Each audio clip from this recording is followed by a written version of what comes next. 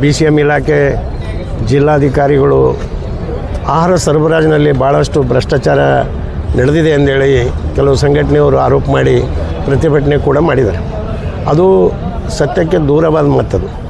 ಇವತ್ತು ಇಲ್ಲಿ ಬಂದು ಸೋಮಶೇಖರ್ ಅವರು 6ನೇ ತಿಂಗಳು ನಡೆದಿದೆ. ಒಳ್ಳೆಯ ಆಡಳಿತ ಕೊಟ್ಟಿದ್ದಾರೆ. ಹಾಸ್ಟೆಲ್ಗಳೆಲ್ಲ ಪುನಃ ವಿಸಿಟ್ ಮಾಡಿ ಹಾಸ್ಟೆಲಲ್ಲಿ ವಿದ್ಯಾರ್ಥಿಗಳಿಗೆ ಸಮಯಕ್ಕೆ ಸರಿಯಾಗಿ ಊಟ ಆಹಾರ ಎಲ್ಲನೂ ಕೂಡ ವ್ಯವಸ್ಥೆ ಒಂದು ಒಳ್ಳೆಯ ರೀತಿ ಸುಧಾರಣೆ ಮಾಡಿದ್ದಾರೆ.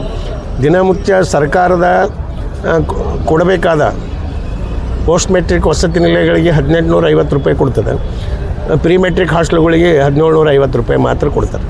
ಅಷ್ಟರದಾಗೆ ಅವ್ರಿಗೆ ಒಂದು ತಿಂಗಳು ವಿದ್ಯಾರ್ಥಿಗಳಿಗೆ ಸರಿಯಾಗಿ ಮುಂಜಾನೆ ಚಹಾ ಹಿಡ್ಕೊಂಡು ಸಾಯಂಕಾಲ ಊಟದವರೆಗೂ ಕೂಡ ಎಲ್ಲ ವ್ಯವಸ್ಥೆ ಮಾಡಬೇಕು. ಎಲ್ಲ ವಸ್ತುಗಳ ಅಗತ್ಯ ವಸ್ತುಗಳ ಬೆಲೆ ಗಗನಕ್ಕೇರಿದ. ಆದರೆ ಇಲ್ಲಿ ನಮ್ಮ ವಿದ್ಯಾರ್ಥಿಗಳು ಆಹಾರ ವೆಚ್ಚ ಹೆಚ್ಚಾಗಿಲ್ಲ. ಹೀಗಾಗಿ ಮತ್ತು ಅದರಲ್ಲಿ ಸರ್ಕಾರದ ಸಪ್ಲೈ ಏನು ಅಕ್ಕಿ ಕೊಡ್ತದೆ, ಅಕ್ಕಿ ರೇಷನ್ ಅಕ್ಕಿ ಅದ. ಹೀಗಾಗಿ ನಾವು ಸರ್ಕಾರಕ್ಕೆ ಹೇಳ್ತೇವೆ, ಇವತ್ತು ಅದು ಅಡುಗೆ ಚಲೋ ಆಗಿಲ್ಲ ಅಂದರೆ ನಮ್ಮ ಹೊರಗುತ್ತಿಗೆ ಔಟ್ಸೋರ್ ಮೇಗೆ ಬರ್ತದೆ, ಅಡುಗೆ ಮಾಡೋರ ಮೇಗೆ ಬರ್ತದೆ.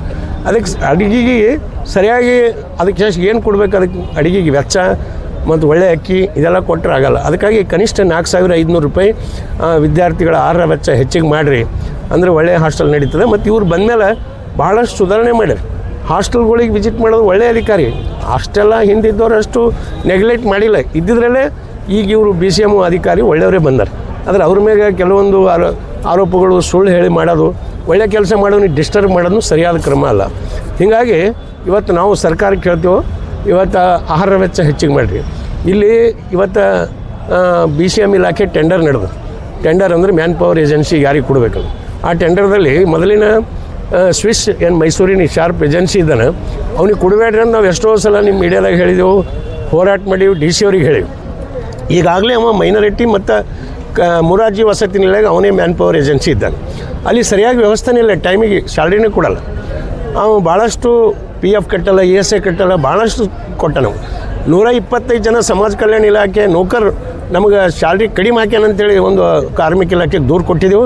ಅದು ತನಿಖೆನೂ ಆಯಿತು, ಹೇರಿಂಗ್ ನಡೆಸಿ ಆದೇಶ ಮಾಡ್ಯದ ಕಾರ್ಮಿಕ ಇಲಾಖೆ, ಇವರಿಗೆಲ್ಲ ಸ್ಯಾಲ್ರಿ ಕಡಿಮೆ ಕೊಟ್ಟರೆ ಕೊಡಿಸ್ಬೇಕು ಅಂತೇಳಿ DC ಅವರಿಗೆ ಜಿಲ್ಲಾಧಿಕಾರಿಗೆ ಬರ್ದಾರವ್ರು.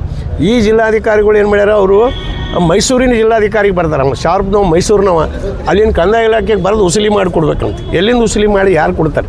ಇಲ್ಲಿ ಕಡಿಮೆ ಹಾಕ್ಯಾನ ಅವನಿಗೆ ಬ್ಲ್ಯಾಕ್ ಲಿಸ್ಟ್ ಹಾಕೋದು ಬಿಟ್ಟು ಅವ್ನಿಗೆ ಉಸುಲಿಗೆ ಪತ್ರ ಬರೆದು ಮತ್ತೆ ಪುನಃ ಟೆಂಡರ್ ಅವನಿಗೆ ಕೊಡ್ಲಿಕ್ಕೆ ತಯಾರು ಮಾಡ್ಯಾರ. ಆ ರೀತಿ ಸರಿಯಾದ ಕ್ರಮ ಅಲ್ಲ.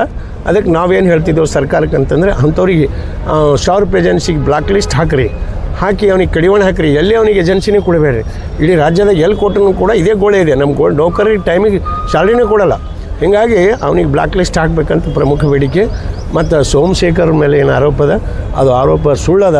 ಅದ್ರ ಬಗ್ಗೆ ತನಿಖೆ ಮಾಡಿರಿ. ಯಾಕೆ ಅವರು ಆರೋಪ ಮಾಡ್ಯಾರ ಅದ್ರ ಬಗ್ಗೆ ತನಿಖೆ ಆಗಲಿ, ಅದಕ್ಕೆ ನಮ್ಮದೇನಿಲ್ಲ. ಅವ್ರನ್ನೂ ಹೋರಾಟಗಾರರೇ, ಆದರೆ ಅವ್ರ ಬಗ್ಗೆ ಯಾಕೆ ಹಂಗೆ ಮಾಡಿದ್ರು?